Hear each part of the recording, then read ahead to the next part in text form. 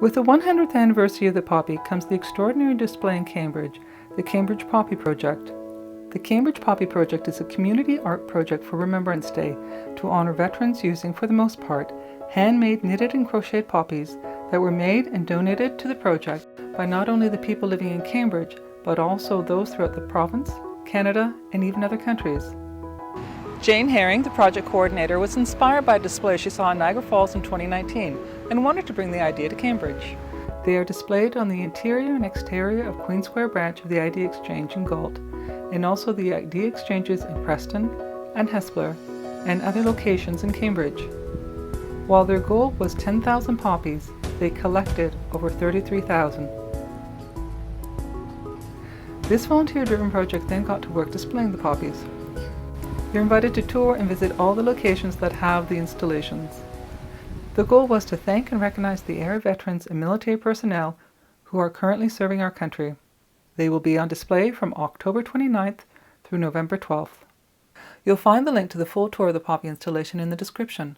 The poppy became the symbol of Remembrance Day when Madame Adam Green of France was inspired by Guelph, Ontario's Dr. John McCrae's poem In Flanders Fields that was published in 1915.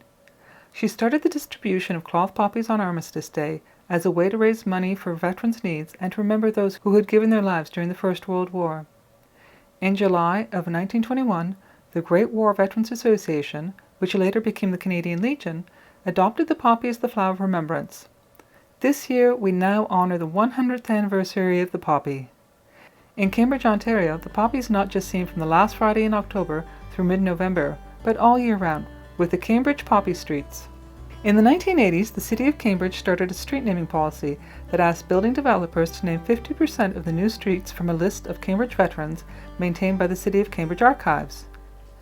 The City of Cambridge has an interactive map that lets you see the names of the streets the veterans were named after and show you the name, rank, and details of when and with whom they enlisted, such as Drinkwater Drive. There were several Drinkwater brothers, including Andrew Drinkwater and his brothers William and Harry. Andrew was a private that enlisted in 1916, and Harry was a private that enlisted in 1914 and died of wounds in 1916. The City of Cambridge also has a PDF document that you can research further. From that, I learned that Private Harry Drinkwater was born in 1894, was 5 foot 3.5 inches tall, with green eyes and light brown hair. And I read the most poignant letter that his commanding officer sent Harry's mother regarding his bravery and his death. Not just a name on a sign. In the Hespeler section of Cambridge, there's the stirring sight of seeing veterans' banners that are displayed on the posts throughout the main streets. Retired Canadian Forces veteran Bill Calbeen, the Veterans Service Officer in Hespeler, after seeing these banners in another community, felt it was important to honor the veterans of Hespeler. Each banner portrays a veteran that lived in Hespeler at some point in their lives. The banners started in 2018, and now there are 61 of them on display. Families sponsor these banners through the Hespeler Legion. They are on display from October 1st until just after Remembrance Day, at which point they are removed and displayed at the Hespeler Legion Branch 272. We have various memorials and monuments throughout Cambridge. The first one of these ever to be erected was the Soldiers' Memorial in Mount View Cemetery at 80 Blenheim Road. The Royal Oak Lodge, Sons of England Galt, was a benefit society, and they commissioned this monument to honor the 11 members who died during the Great War, as World War I was then called. In Mount View Cemetery can be seen from Blenheim Road. It was unveiled in August 1919. The monument has on one side a full-sided figure of a soldier that was carved in Italian white marble. On the other side, made of granite, is the honor roll with the names of the 11 that lost their lives, the battle they were in, their age and date of death. Our most recent monument is in front of the Armory at One Valor Place. As a modern military monument, this deactivated light armored vehicle that had been used in Afghanistan commemorated the Afghanistan service of the men and women from the City of Cambridge and the region of Waterloo who served in the Afghanistan mission. It recognized the loss and sacrifice of the 162 Canadians who died in Afghanistan.